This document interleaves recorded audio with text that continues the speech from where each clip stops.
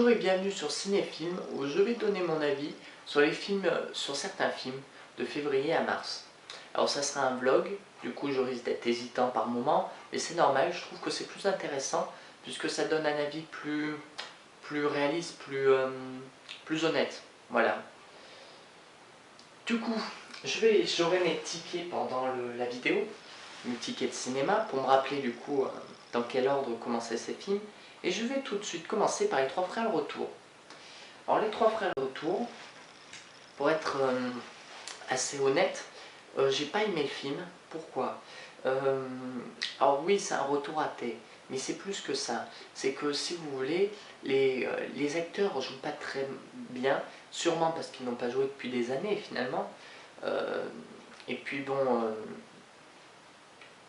la réalisation, bon, la réalisation est basique, mais le scénario, c'est le scénario qui est pas terrible. Le film n'est pas drôle, si vous voulez. Il sort tous les clichés basiques du cinéma, de comique. C'est pas drôle, parce qu'on a déjà eu ces blagues des milliards de fois. Et en plus, ils nous ressortent des scènes du 1, on fait oh mon dieu, mais qu'est-ce qu'ils font? Le 1 que j'adore d'ailleurs, il fait une critique de la société, que j'adore en plus, c'est super comique. Il y a beaucoup de scènes cultes dans ce film qu'il n'y a pas dans Trois Frères le Retour, ça c'est clair. Même les scènes qui refont du 1, tu fais mon dieu, mais c'est nul quoi, c'est pas drôle. Qu'est-ce qui s'est passé en 20 ans dans leur humour? Donc non, les Trois Frères le Retour, je ne le conseille pas. Je le comparerai notamment au Bronze et 3, que j'ai plus apprécié, oui. Pourquoi? Parce que donc les Bronzés 3, qui est sûrement l'un des films les plus détestés chez les Français, pourtant qui a eu un grand succès.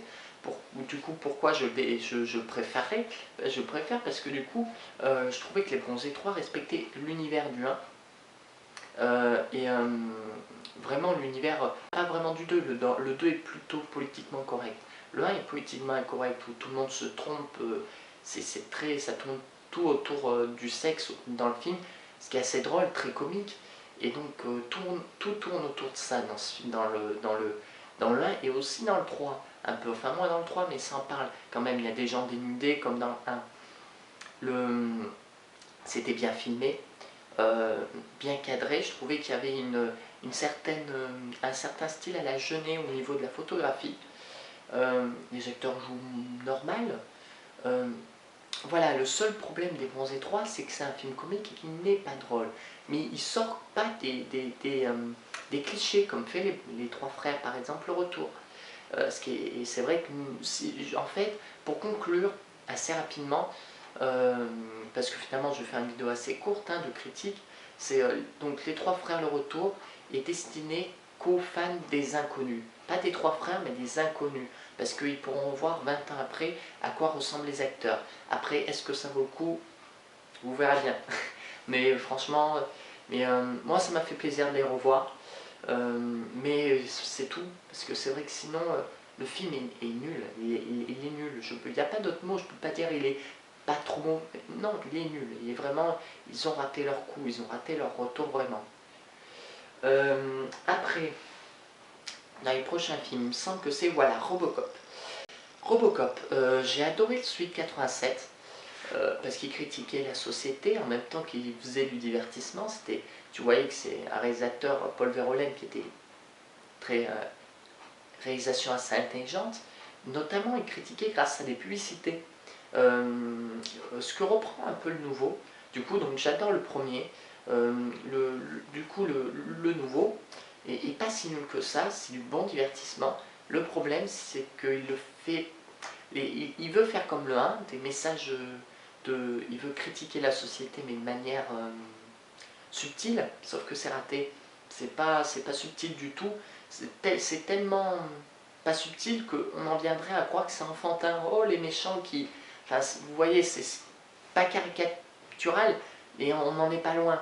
Mais on voit en tout cas qu'il essaye quand même de rendre l'intérêt. Par exemple, pour critiquer la société, à la place des publicités, il a fait une émission où c'est Samuel Jackson qui présente et qui essaye de.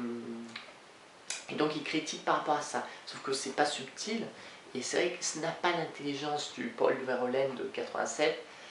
et on voit quoi, on voit que le réalisateur n'a pas ces... Voilà, si Paul Verhoeven a fait après Basic Instinct, qu'il a fait Total Recall, c'est pas pour rien. C'est un réalisateur talentueux, et enfin c'était qu'il n'en fait plus maintenant, mais c'est un réalisateur talentueux, et c'est vrai que voilà, il manque cette intelligence-là dans ce nouveau Robocop. Mais, ça me fait penser notamment à un autre, le Total Recall remake de 2012, qui était nul parce que c'était de l'action, il n'y avait pas l'intelligence de Paul Verhoeven. Alors oui, on ne peut pas faire exactement la même chose, mais là c'était clairement un divertissement con, mais vraiment sans saveur et aucun intérêt. Donc que je déconseille du coup. En même temps, si vous ne l'avez pas vu, le nouveau Total Recall, autant par contre voir l'ancien Schwarzenegger. Mais du coup, pour revenir au nouveau Robocop, du coup, on en croirait presque que le film est pour enfants, sauf que non, puisqu'il y a il y a certaines scènes assez gore quelque part, où on voit le corps mutilé du personnage de Robocop. Donc le film, euh, et c'est du bon divertissement, l'action est bien faite, c'est bien filmé, mais voilà, au niveau, les acteurs jouent sans plus, bon ouais, sans plus, mais voilà, il manque vraiment... c'est pas assez, c'est pas assez subtil, c'est pas assez intelligent, c'est dommage. Mais ça reste du bon divertissement. Est-ce que c'est un bon remake? Sans plus. Voilà. Voilà pour ça. Après, qu'est-ce que j'ai vu? J'ai vu, ah oui, Captain America, le soldat de l'hiver. Donc, troisième film de la phase de Marvel. Aimé le... J'avais pas aimé, pardon. J'avais pas aimé Iron Man 3. J'avais pas trop... Ça m'avait... Thor, le monde des ténèbres ne m'avait pas trop plu. Et j'ai vraiment apprécié Captain America, le soldat de l'hiver. Alors je vais m'expliquer. Iron Man 3, du coup, je trouvais que la réalisation était mauvaise. C'était mal filmé, les actions, les scènes d'action n'étaient pas belles, le jeu d'acteur était mauvais, et en plus l'univers d'Iron Man n'était pas respecté. Là où faire un film différent, c'est bien. Il faut faire des films différents dans une saga, mais là clairement c'était pas le...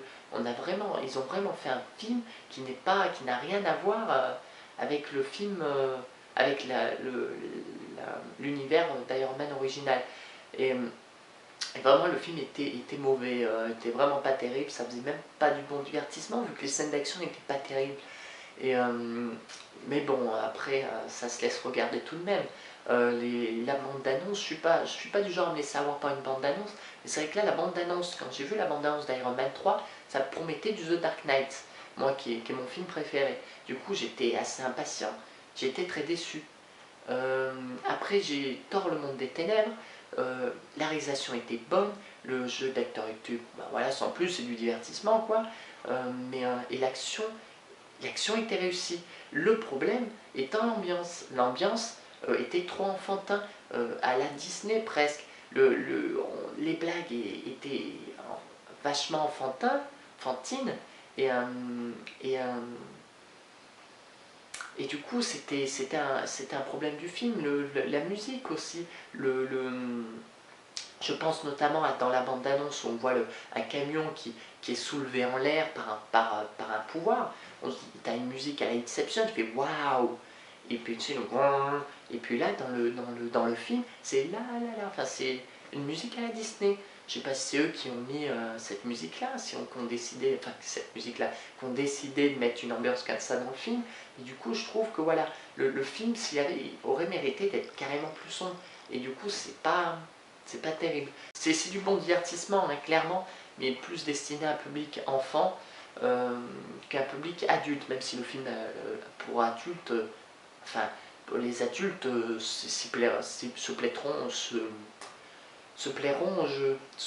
oui, je vais y arriver à le dire. Après, dans les autres films, il y a 300, la naissance d'un empire. Alors 300, la naissance d'un empire, c'est très simple. J'avais adoré le premier, avec Gérard Butler, qui était le rôle phare du film, qui donnait vraiment qui avait une prestance, qui donnait vraiment un style au film. Après, ça restait du péplum, c'était du péplum, assez réussi, les batailles étaient géniales, très sanglantes, mais géniales. Euh, et puis, bon, le film après était filmé sur fond vert, ce qui donnait du coup un caractère assez série Z, enfin série Z, série B, je ne saurais pas comment y appeler. Euh, Certains le qualifiaient de nanar, parce que vraiment, mais le film ne cherche pas à cacher ça, ne cherche pas à cacher que c'est des écrans verts derrière. C'était pas mal fait d'ailleurs, hein, mais c'est juste que tu le devinais que c'était des écrans verts derrière par rapport au fond derrière, et ça donnait un univers au film qui était vraiment pas mal, et du coup j'avais adoré le premier. Le deuxième, il est pas mauvais du tout, il est pas aussi bien que le premier, mais il est pas mauvais. Les scènes d'action sont impressionnantes, le, la réalisation est bonne, c'est le scénario qui est pas terrible, mais qui est pas mauvais, hein, mais qui est pas terrible. Et puis bon, le souci aussi, le vrai souci finalement aussi, à part le scénario, c'est les acteurs. Parce que finalement, il nous manque un acteur charismatique, comme avait été Gérard Butler dans le premier 300. Là, c'est Eva Green, qui est le deuxième personnage, c'est le personnage secondaire du film, qui donne une qualité au film. Mais le personnage principal, lui, il joue bien, hein, mais rajoute pas vraiment grand chose au film. Eva Green, qui a notamment joué dans Casino Royale, qui est pour moi le meilleur James Bond. Skyfall n'est pas le meilleur James Bond, je trouve, il copie trop le scénario de The Dark Knight. Et qui joue dans le prochain Sin City aussi, le deuxième. C'est une grande actrice et je trouve qu'elle joue vraiment très très bien dans ce 300, L'essence d'un empire.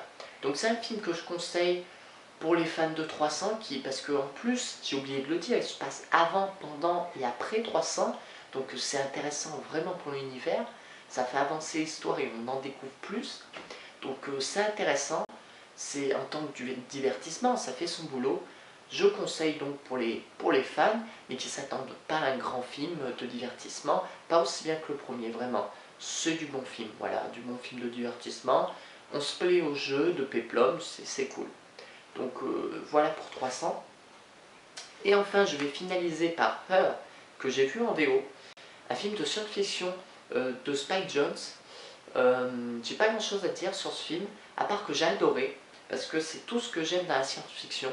C'est de la science-fiction intelligente, qui pose des vraies questions, notamment un homme qui tombe amoureux de son système d'exploitation.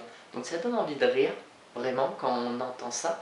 Sauf que non, le film arrive vraiment, la réalisation est vraiment très bonne parce qu'on arrive vraiment à y croire à cette relation et qui pose vraiment des questions. Je veux dire, on se dit physiquement, il ne peut pas avoir de relation physique, et ben ils arrivent à en avoir une mentalement et ça passe. Pas une seule seconde, on se dit ah mais non, ça va pas. Et du coup, c'est vraiment intéressant. Donc le sujet de ce film est vraiment intéressant. C'est la science-fiction comme on l'aime. Donc je conseille ce film, notamment en VO parce qu'on a la voix de Scarlett Johansson notamment, qui est vraiment très bonne, une voix assez cassante, assez très humaine, du coup, qui vraiment qui rajoute vraiment du cœur et de la profondeur au personnage. Et donc voilà, les acteurs jouent très bien, la réalisation est très bonne. Ça a été tourné à Tokyo parce que c'est un peu la ville du futur et c'est vrai que vraiment on y croit cette ville du futur. Quand je vois Her, quand je vois la ville dans laquelle évolue le personnage, dans Her, qui est censée être la ville dans le futur, je me dis waouh, ouais, j'y crois à vraiment dans le futur, à mon avis ça va être ça. Donc voilà. Donc voilà, un bon film de science-fiction que je conseille vraiment. C'est pas un excellent film, c'est pas un film culte, c'est un bon film de science-fiction réellement. On passe un bon moment devant, ça nous fait rire, pleurer, enfin pleurer pour les sensibles, hein. Et donc voilà, je conseille vraiment. Voilà, voilà pour les films de février à mars. Ça aura été un petit peu court, c'est fait exprès, c'est vraiment pour donner un avis assez global sur les films que j'ai vus, sur certains films, parce que je ne parle pas de tous les films que j'ai vus, notamment forcément, que j'ai vus au cinéma ou encore, ou encore chez moi. J'essaye de voir le plus de films possible pour avoir un... J'ai 18 ans, voilà, pour ceux, comme ça vous le saurez, j'ai 18 ans, ce que je veux faire, c'est voilà, étoffer mon avis critique et pouvoir être capable, quand je sors d'une salle de cinéma, de donner mon avis sur un film. Voilà, donc j'espère y arriver assez bien. De toute manière, ben, j'espère m'améliorer avec le temps. N'hésitez pas, donc je vais faire un pitch assez classique finalement sur YouTube, mais n'hésitez pas à mettre un pouce vert ou un pouce rouge, mais commentez, par pitié, commentez, donnez, même que ce soit pouce vert ou pouce rouge, donnez votre avis dans les commentaires.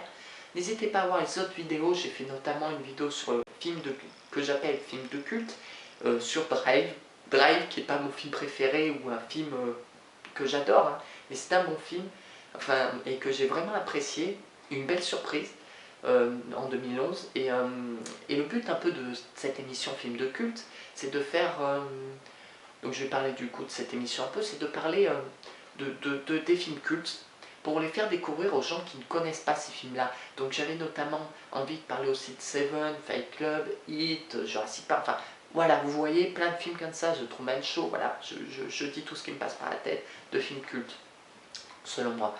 Donc du coup voilà, donc n'hésitez pas à commenter toutes ces vidéos-là, donc vous allez voir là, donc film de culte. Et puis voilà, voilà, ça sera tout. Donc je vous remercie d'avoir vu cette vidéo. Voilà, donnez votre avis comme je viens de le dire. Je vous en remercie d'avance. Merci d'avoir vu la vidéo entièrement. Si vous êtes là, vous avez sûrement vu directement ou entièrement, ou sinon vous avez switché entre deux. Voilà, bon bah je vous souhaite une... Oh, attendez, j'allais oublier quelque chose. C'est que ma prochaine émission ne sera pas sur les films en avril, mais de mai à juin.